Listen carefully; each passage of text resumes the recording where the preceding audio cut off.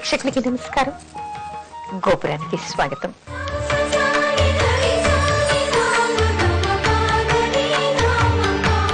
గతికితే అతకదు అని ఎందుకంటారు?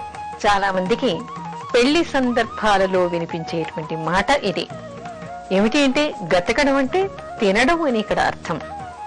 ఎవరు ఎక్కడ తినటం అంటే వెయ్యాల వారు ముందుగానే వెయ్యాల వారి ఇంట్లో భోజనం కానీ ఏదైనా పదార్థాలు కానీ తినడం వల్ల ఆ సంబంధం కుదరదు అనేటువంటి అర్థంతో గతికితే అతకదు అనేటువంటి మాట ఏర్పడింది. ఇది నిజమేనా అని చాలా మంది అడుగుతూ ఉంటారు. అయితే ఇక్కడ మనం రెండు కారణాలు దీనికి చెప్పుకోవచ్చు. అది ఏమిటంటే మామూలుగా మనకి వివాహం అనేటువంటిది శాస్త్రోక్తంగా చేసేటువంటి వైదిక కర్మగా దీన్ని చెప్తారు. అంటే ఒక బంధుత్వం ఏర్పడటం ఎప్పుడు ఏర్పడుతుంది? వాళ్ళ అబ్బాయి వీళ్ళ అమ్మాయి పెళ్లి చేసుకున్నప్పుడు. ఆ పెళ్లి ఎలాగో శాస్త్రోక్తంగా అగ్ని సాక్షిగా చేసుకున్నప్పుడు.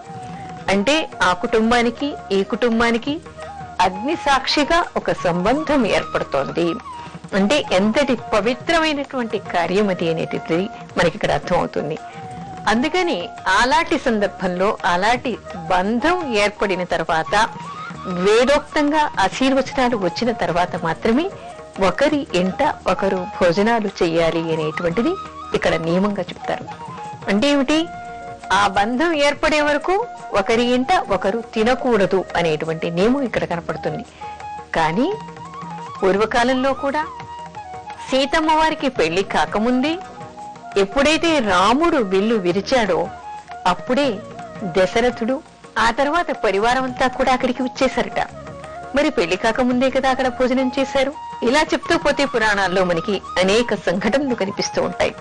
అంతేకాదు అయిన వారిళ్లలో సంబంధాలు కుదిరినప్పుడు కూడా ముందే కదా ఒకరింట్లో ఒకళ్ళు భోజనం చేసి ఉంటారు. మరి ఇది ఎలా వర్తిస్తుంది అనేటువంటి సందేహం చాలా మందికి ఉండొచ్చు. అయితే శాస్త్రరీత్యా అయితే మామూలుగా బయటి సంబంధాలు కుదుర్చుకున్నప్పుడు అయిన వాళ్ళు కానప్పుడు ఒక శుభ సమయాన అగ్ని సాక్షిగా వాళ్ళిద్దరి మధ్యలో బంధం ఏర్పడే సందర్భంగా భోజనం చేయటం అలాగా సంబంధం నిలుస్తుంది అని వాళ్ళ మధ్యలో బాంధవ్యాలు బాగుంటాయి అనేటువంటి మాట మనం చెప్పుకోవచ్చు. కాకపోతే గతి అతకదు అనేటువంటిది మధ్యలో పుట్టినటువంటి మాట, శాస్త్రరీత్యా వచ్చినటువంటి కాదు. ఎందుకు ఏర్పడింది అంటే చాలా మంది ఈ రోజుల్లో అయితే అమ్మాయి చూడడానికి వెళ్ళటం, పెళ్లి చూపులకని చెప్పేసి వేరే ఊళ్ళకు కూడా వెళ్లేవాళ్ళు. ఈ రోజుల్లో అయితే మనకి ఇంటర్నెట్ వచ్చింది, లేదా నెట్ లో ఫోటోలు చూసుకోవడం, నెట్ లో మాట్లాడుకోవడం లాంటివి చేస్తూ ఉన్నారు. పూర్వకాలం ఇవన్నీ ఉండేవి కాదు. పూర్వకాలం కూడా కాదు, మధ్యకాలంలో ఇవన్నీ ఉండేవి కాదు. అలాంటప్పుడు వేరే ఊరికి అమ్మాయిని చూడడానికి సపరివారంగా వెడుతూ ఉండేవాడు. వేరే ఊరి నుంచి వచ్చే వాళ్ళకి ఒక ఇల్లు ఏర్పాటు చేయటం, వాళ్ళకి ఉండడానికి కాబట్టి అర్ధరాత్రి అపరాత్రి పొద్దున్నో వాళ్ళు రైలు దిగుతారు కాబట్టి వాళ్ళు ఉండడానికి స్నానాలకి భోజనాలకి టిఫిన్లకి కాఫీలకి అన్ని కూడా వీళ్ళు సదుపాయాలు చేయాల్సినటువంటి కన్యాదత్తకి ఉండేది. ఆ తర్వాత అన్ని తిని అన్ని అమర్చిన తర్వాత పిల్లని చూసి వెళ్లిపోయి ఉత్తరం ముక్క రాస్తామని ఇంటికెళ్ళి మాకు నచ్చలేదు అని చెప్పి ఉత్తరం రాస్తూ ఉంటారు. ఇలా 10ో 20ో సంబంధాలు చూసిన తర్వాత అమ్మాయికి పెళ్లి కుదురుతుంది. అంటే పెళ్లికి కావలసినంత ఖర్చు ఎంత అవుతుందో ఈ పెళ్లి చూపుల కార్యక్రమానికి తడిసి మోపడై పెళ్లి ఖర్చుకు మించిపోతూ ఉండటం, కొన్ని సందర్భాల్లో అమ్మాయిలకి పెళ్లి కాకుండా మిగిలిపోవటమో జరుగుతూ ఉంది.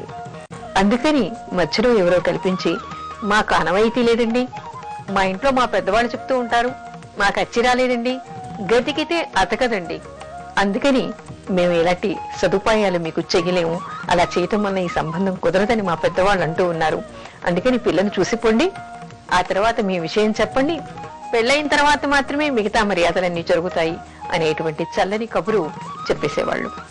అలా అది వాడుకలోకి వచ్చింది. వాడుకలోకి వచ్చిన తర్వాత మరి ఎవరి కూడా పెళ్లి కాకముందే ఇలాంటి ఖర్చును పెట్టేటువంటి అవకాశం వాళ్ళకి తప్పిపోతుంది. ఆ కారణంగా వాళ్ళ మీద తెలిసి మోపడయ్యేటువంటి ఖర్చు తగ్గుతుంది. అందుకని ఎవరు కూడా పెళ్లి కంటే ముందు ఒకరి ఇంట్లో ఒకళ్ళు భోజనం చేయకూడదు అనేటువంటి మాట బయటికి వచ్చి గతికితే అతకదండి, అందుకని ఏమీ తినకూడదు అనేటువంటి నియమం ఏర్పడింది తప్ప ఇది శాస్త్రోక్తమైనటువంటి విషయం ఏమాత్రం కాదు కాకపోతే ఏమిటంటే ఈ రోజుల్లో కూడా దాన్ని పాటిస్తే అంటే శాస్త్రోక్తమైనటువంటి కూడా అమ్మాయి తండ్రికి ఖర్చు పెంచకుండా అమ్మాయి నచ్చిందో లేదో చెప్పి స్నేహితుల్లాగా వెళ్ళి స్నేహితుల్లాగా చూసి అభిప్రాయం చెప్తే బాగుంటుంది. లేదా అన్ని కోణాల్లో ముందుగానే అమ్మాయి నచ్చింది అని అనుకున్న తర్వాత జాతకాల నమ్మకం ఉంటే అవి కూడా కుదిరిన తర్వాత చివరిగా అమ్మాయిని చూస్తే ఎవరికి ఎలాంటి ఇబ్బంది ఉండదు అనేటువంటి విషయాన్ని తెలుసుకోవాలి.